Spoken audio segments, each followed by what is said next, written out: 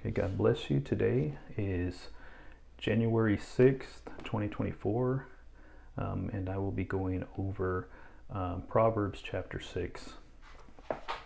I may go a little bit between a couple of different versions for this first part because I kind of had a little trouble myself kind of figuring it out more or less what it means. But I left a definition in the introduction of this title, and it has the word surety on there. So a surety is a promise by one party to assume the responsibility for the debt and obligation of a borrower. And in that first 5 verses, we're kind of going to go over that scenario or that situation. And I will read it in the King James, and we'll kind of go along. I may pick up the Amplified version. I actually like how the contemporary English version says it because it actually makes it a little bit more easier to understand, or makes it more relatable, where you're able to view it better, at least in my opinion. Also, this chapter will go over personal things, so it may be going over a situation where you may put yourself in the obligation of a debt for another person. It talks about those who are lazy, are unwilling to work. Names that the Bible in Proverbs gives are examples of sluggard or the slothful, right?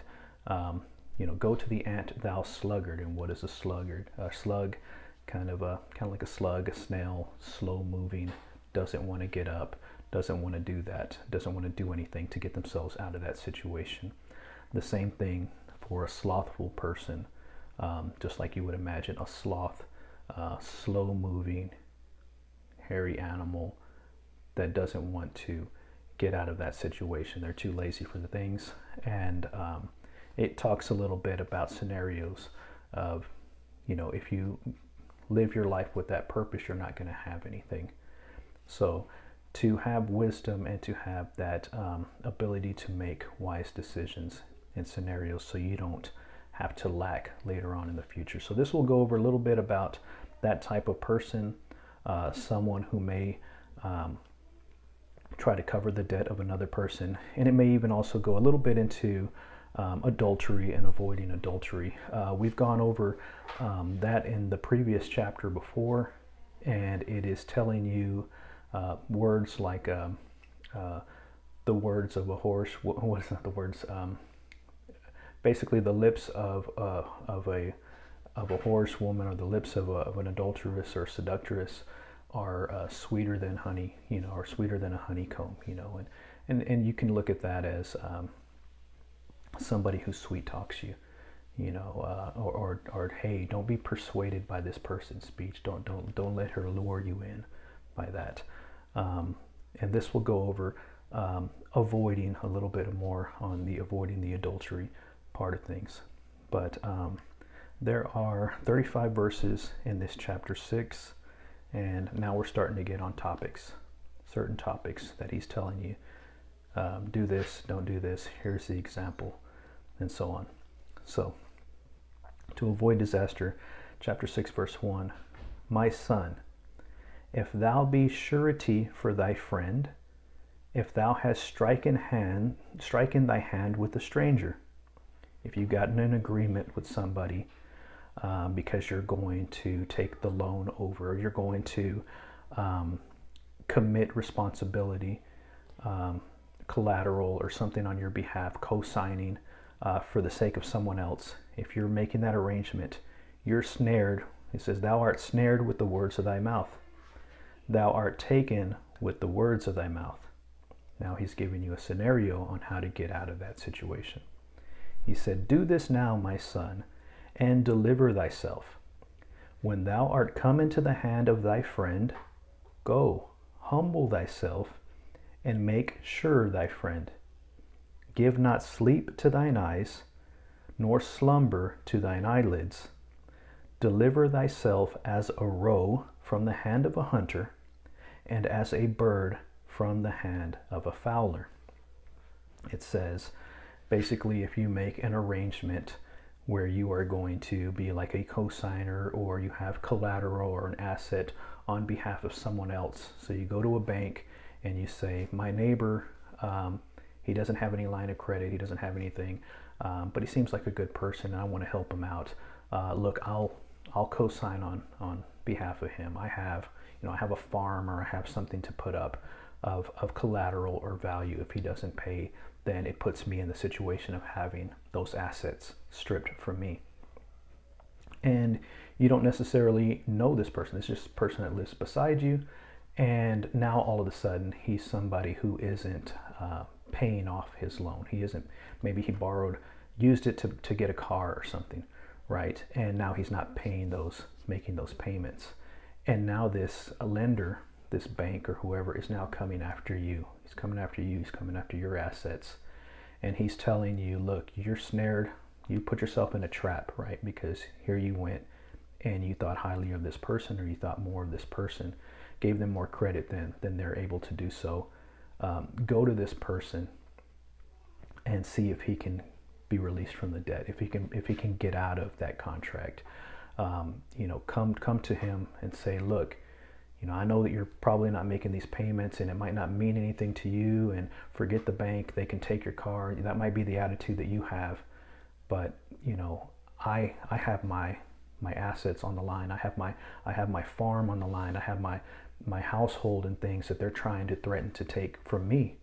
To you it's just a car, but to me it's my livelihood, and I don't want to be kicked out on the street. I don't want these things to happen to me. I put myself in a scenario because I trusted you and I thought that you would uphold that.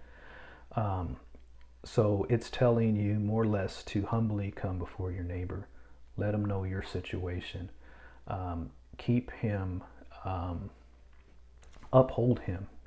Like if you have the money and this is something that you desire to have, do the right thing, pay it off, or go speak to the bank, and have them release my name. Go ahead and give them the vehicle, get me out of this situation, because it means it takes a bigger hit for me than it does for you. The way the contemporary English version says it, to me it's easier to read, and it says, my child, suppose you agree to pay the debt of someone who cannot repay the loan. Then you are trapped by your own words. And I like that word trapped, because you put yourself in a situation where now they're coming after you. You are trapped by your own words, and you are now in the power of someone else, right? The bank or someone else is now coming after you because of what this person has or has not done. Here is what you should do. Here's the advice. Here's the way out of that. It says, go and beg for permission to call off the agreement. Do this before you fall asleep or even get sleepy. Basically, go and make this your priority. Do this now. Get yourself out of that. Save yourself, just as a deer or a bird tries to escape from a hunter. They are coming after you to collect. They are coming after you. Do this so that you're not trapped in that situation. So there is a pretty, I believe, a fairly good example of what a surety is in that scenario. Continuing on to verse 6. Now verse 6 says, go to the ant, thou sluggard. Consider her ways and be wise, which having no guide, overseer, or ruler, provideth her meat in the summer, and gathereth her food in the harvest. How long wilt thou sleep, O sluggard? When wilt thou arise out of thy sleep? Yet a little sleep, a little slumber, a little folding of the hands to sleep. So shall thy poverty come as one that travaileth, and thy want as an armed man. Okay, so now we are on verse 6 through 11. And the scenario is, look at the example. And Solomon, I believe that he liked to look into nature, animals, insects, certain things, and to see, how did they flourish? How did one become prosperous, and so on. So he's given the example of an ant, and you can look at, you've probably seen a trail of army ants, and there's a crumb of a cookie or something, and all of a sudden one tells the other, he tells the other, and so on. And you have them all working together to get this food, and they're carrying this heavy load of weight, probably 4 times their body weight or so on, and they're all diligently working. They're working throughout the night to get this food. They're bringing it into their house, and they have something of substance, something to get on, to nourish from when they need it. So he's looking at the example and he's saying, consider that. Be a hard worker. Be somebody that gets up and works for what you have. Because if you don't, it's considering you a sluggard, because this person is like a snail, slow, doesn't want to get up, doesn't want to work, doesn't want to work for his food or so on. Consider that, because if you don't, then there's going to come a time before you know it, the rent's due, the bills are due, you have no money. Now you have the desire to get it, and you're put in a situation, and you may have like, now I got to do something rash, something wicked, something just to get that back. It says, it makes a scenario. Here you are sleeping a little, and then a little more, and before you know it, your poverty comes like one that travails, and like your want as an armed man. I'm actually kind of going to go a little forward in Proverbs chapter 30, verse 7 through 9. And this is, it says Agar's confession of faith. So these are his words, right? And he's coming and he's asking something of the Lord. And it is 2 things. Here he goes in verse 7. 2 things have I required of thee, deny me them not before I die. Remove far from me vanity and lies. Give me neither poverty nor riches. Feed me with food convenient for me, lest I be full and deny thee, and say, who is the Lord? Or lest I be poor and steal, and take the name of my God in vain. So here he is, this gentleman, Agar, and he's asking of the Lord, look, I don't want to be rich. I don't want to be rich, because if I'm too exceedingly rich, I might think, hey, look at my lifestyle. I got it going on. I got everything going. I got my house. I got my cars. I got my job. I got my career. Everything's about me. You have no care, consideration, or thought for God.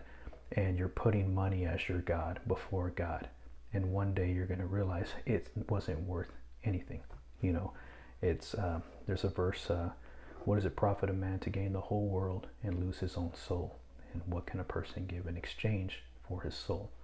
So this person here is so thought up about what's going on in the now that they have no recognition for God. And he's saying, I don't want to be rich, because I don't want that to be my character. And then he's going on to say, nor do I desire to be poor. I don't want to be poor either, right? At least I don't have anything, right? I'm so poor I don't have anything, and I don't have to steal for what I got. Now I'm cursing God, like, well, God's never helped me with this. How come I've done this? You're looking at your scenario and your downfall, and you're despising that. And he's going on to say, remove that from me. Just give me food that's convenient for me. Just keep me humble. I want what is satisfying for me, so that I always have God before me, and I never look at him negatively.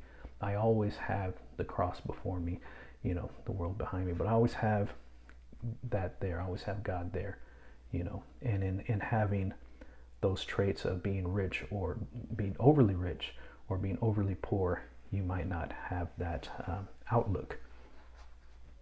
And so that's where it goes into going back to the Proverbs.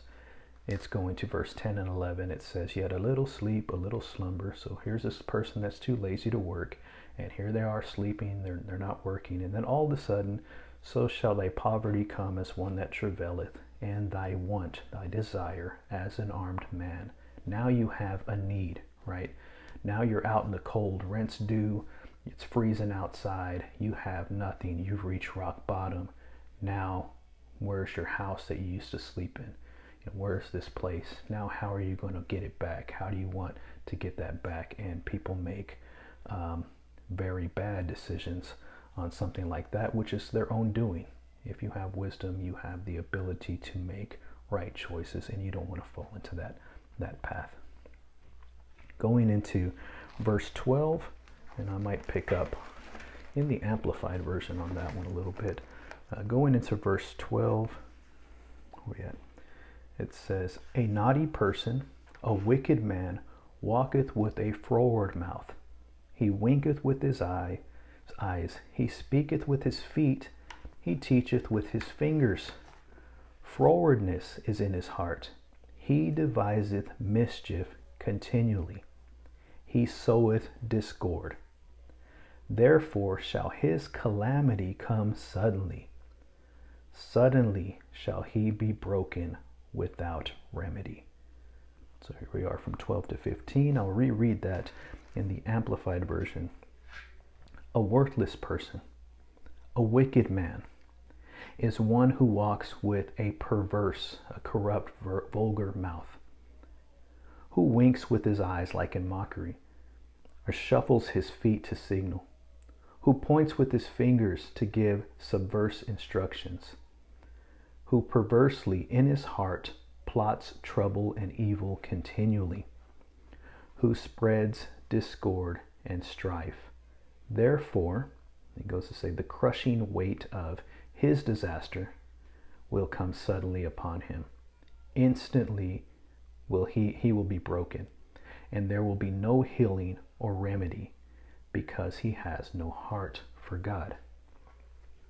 And this sounds like just sounds like a person, a character who doesn't care, who's looking at the quick ways of life, who thinks that he can get it this way or that way, doesn't care for the course of his action, and maybe thinking about getting things a fast way, who's always thinking about the easy way of going things and not dwelling on the consequences of those.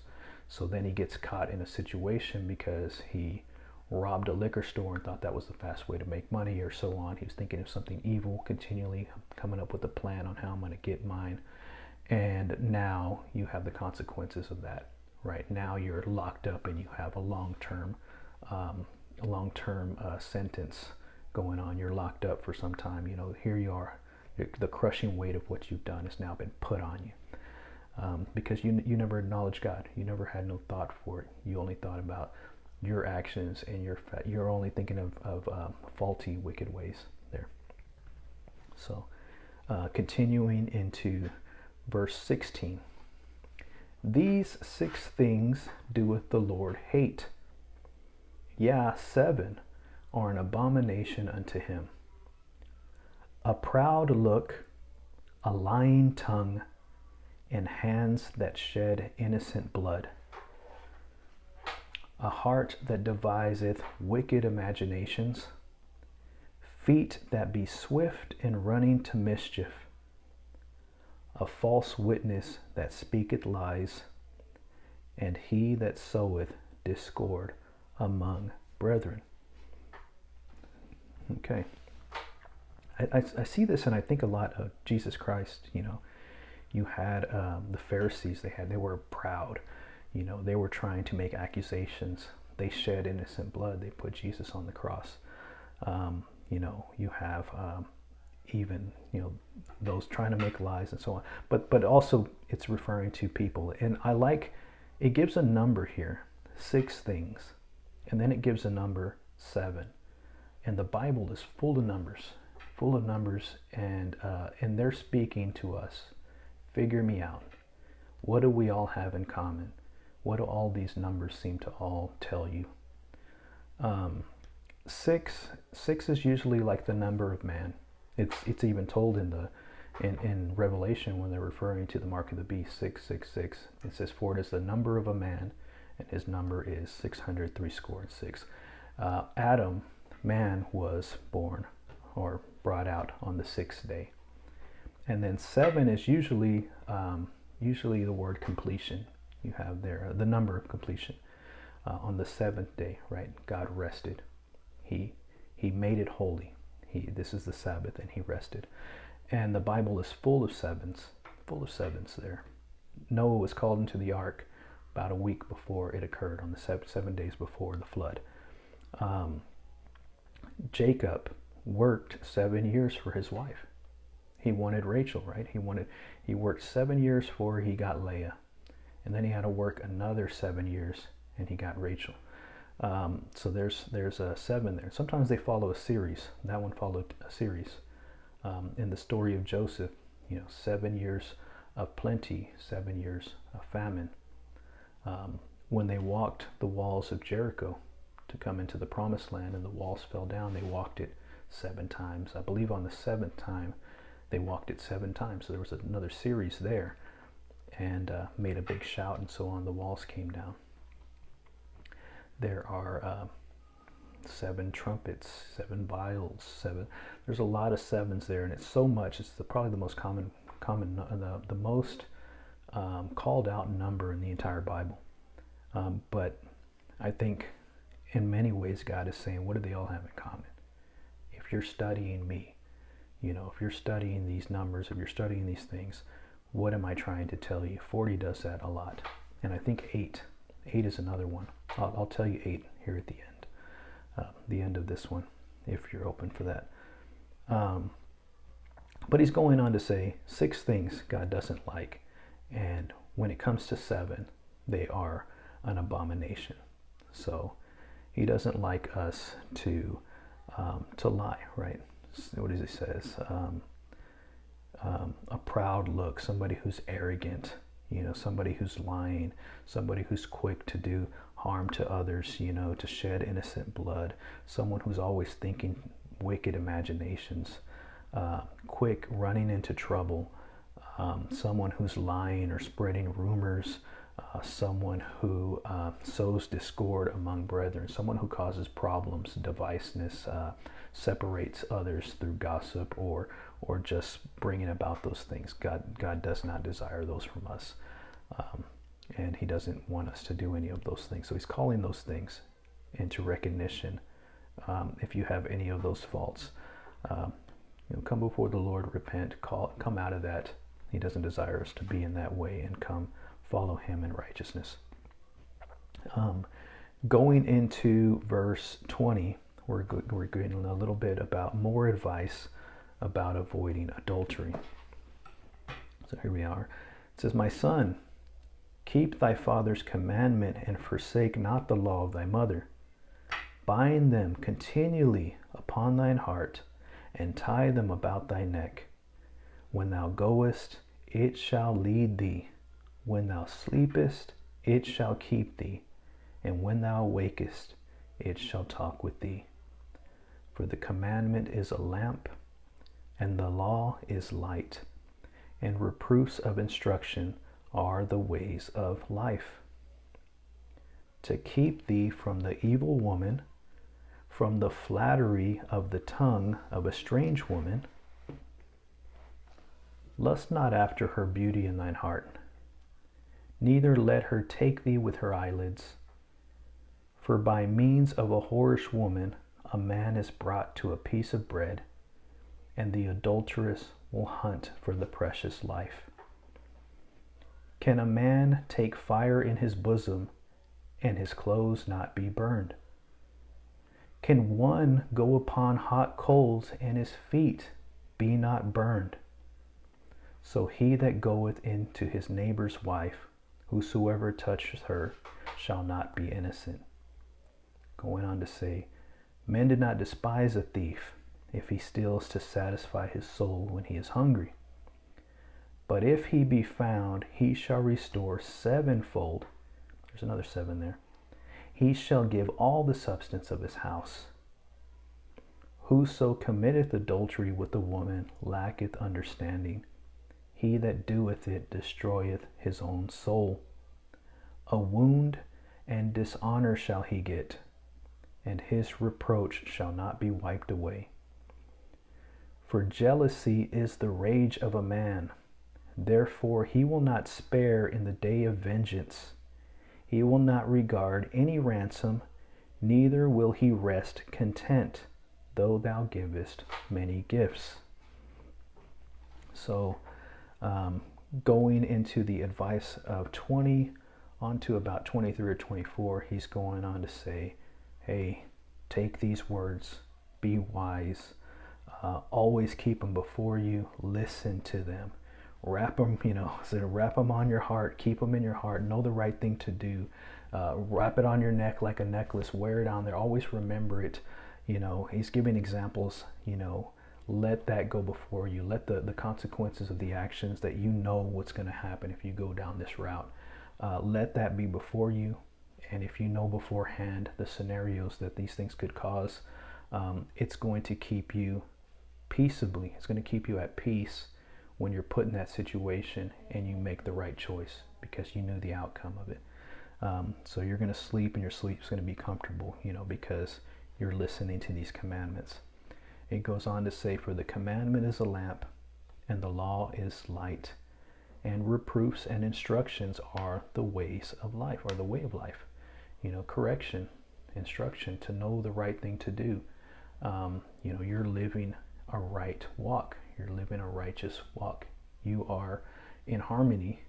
You're good with God and good with your neighbors because you're walking a walk that is loving God, putting him first, knowing his word beforehand, and knowing how to deal with that around other people. So that you don't affect other people in that way. And it says, don't let a woman, beautiful, even though she's beautiful and so on, don't lust after her beauty. Don't let her flatter you with her tongue. I know there's a lot of that attraction that someone has and that thought in their head that somebody's giving me this attention. Don't go that route and get caught up in that situation. It says, for means by a whorish woman, a man is brought to a piece of bread, and the huntress will hunt for the precious life. Basically, you are now worth like a loaf of bread. You're brought to a piece of bread. It took everything from you, and you could lose a lot from it, seeking your precious life.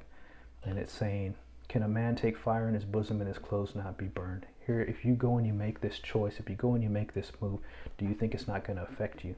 Do you think it's not going to harm you? Do you think you're not going to get any recourse because of what you're going through? So it's saying don't go through that situation. Given an example, they're given an example of a thief right here. So it says, men do not despise a thief if he steals to satisfy his soul when he's hungry. So if a thief comes in, he breaks in because he needed bread, he was starving. You're not gonna, you might, well, the guy needed it. He needed it more than I needed it. That was a piece of bread that he needed to survive.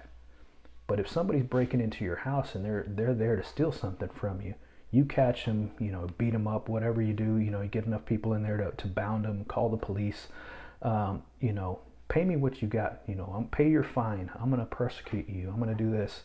Then it goes on to say that they'll give all this ransom up. They lost more than what they gained out of that, right? Because they're giving up more in that sense. It says, but if he be found, he shall restore sevenfold. He shall give all the substance of his house. And it says, so in the circumstance of adultery, it goes on to say that for jealousy is the rage of man. Therefore he will not spare in the day of vengeance. He will not regard any ransom, neither will he rest content. He won't be satisfied, though thou givest many gifts. So someone who goes on to sleep with another person's wife or vice versa, that situation, that guy, when he finds out, wow, you hurt me bad, it's a hurt to your ego, it's a hurt to everything that you had there, that you trusted this person, and here's this stranger that comes in and does this, and you're like, man, no, it's cool, man, I didn't know what was going on, this and that. We're not buddy after that. It's not like, hey, you knew, you were aware then, that was a situation that happened and it affected me, and we're not on that level. We're not pals or anything like that, because this person is only thinking of what happened in that moment. What was the action that you did? And their reaction is rage. I want this person dead. I don't care about this person. This person did this to me. Let me do this to them, because that's the only way that they will have that satisfaction, is that revenge. And And that is going there. So you have that person in a jealous rage because of what they're going through. So yeah, so there we go, the end of chapter 35.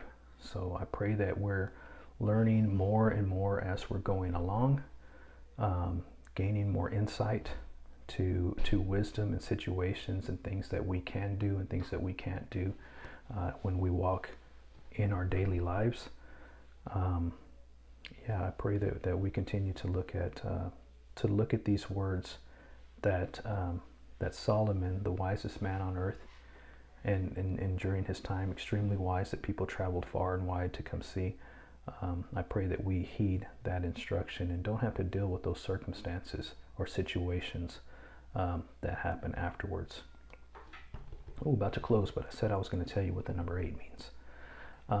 So I see the number 8, right? So what do they all have in common, right?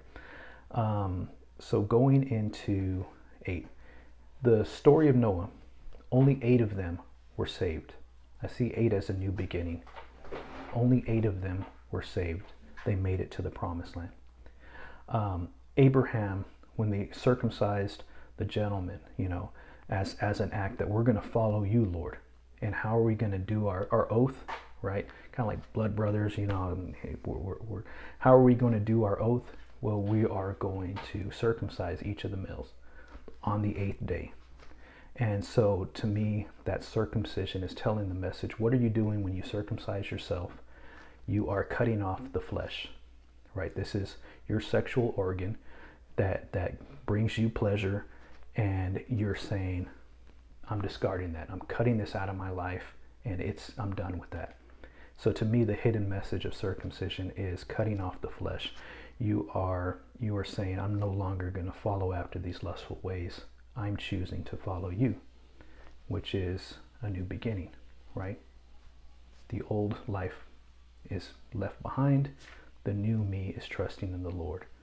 And that same thing with Noah and his family. When it rained 40 days, he had to trust the Lord to make it to the promised land. So 8 seems to be a new beginning. God created the world in 6 days and rested on the 7th day. That was the end of that story. But what is the 8th? The 8th could very well be a new beginning. In the story of David, when Samuel is coming to anoint David as king, right? Saul was the king before him. Now he's going to anoint a new king. 7 brothers stood before seven brothers, sons of Jesse, stood before Samuel to be anointed. Am I going to be the king? Am I going to be the king? So he's like, none of these guys are it. And God's after a man that's after God's own heart. He goes on to say, is there another? Yeah, but he's the youngest. He's out with the sheep. There's a message there too, because he's a shepherd. He's tending to the sheep. And we should be that as well. We should be shepherding our brothers and so on. Christ is the good shepherd. But he was the 8th, right? Now we're going to have a new king, a new beginning. If you look at the number of days in according to the Bible, if you were going to kind of try to break down how old the Bible is from Adam up until our time, you're getting about 6,000 years. Roughly, you're getting in that math about 6,000 years. So Jesus is 2,000 years before us. You're looking at about 4,000 years before that you're having the beginning there. Well, there's a verse in the Bible, and the verse goes, a day with the Lord is like 1,000 years, and 1,000 years as a day. So just going off of that math, or that scenario, that a day is like 1,000 years and 1,000 years as a day, if we are, in fact, with taking that literally, that mindset, then we're roughly at about year 6,000. So if we're roughly at about year 6,000, what happens at the 7,000 mark, right? God said that, there's a millennial reign where he comes to rule and reign for 1,000 years. There's a millennial reign there. So if the 7 is rest, and we're resting in the Lord, just as in the 7th, he rested, We're resting from all of our works and labors. We don't have to go and call everybody and work hard, come and be saved for the Lord, because now the Lord is here. Now we get to rest in his presence. Here you are in that millennial reign, 1,000 years, which could be 7. Well, what happens in the 8th?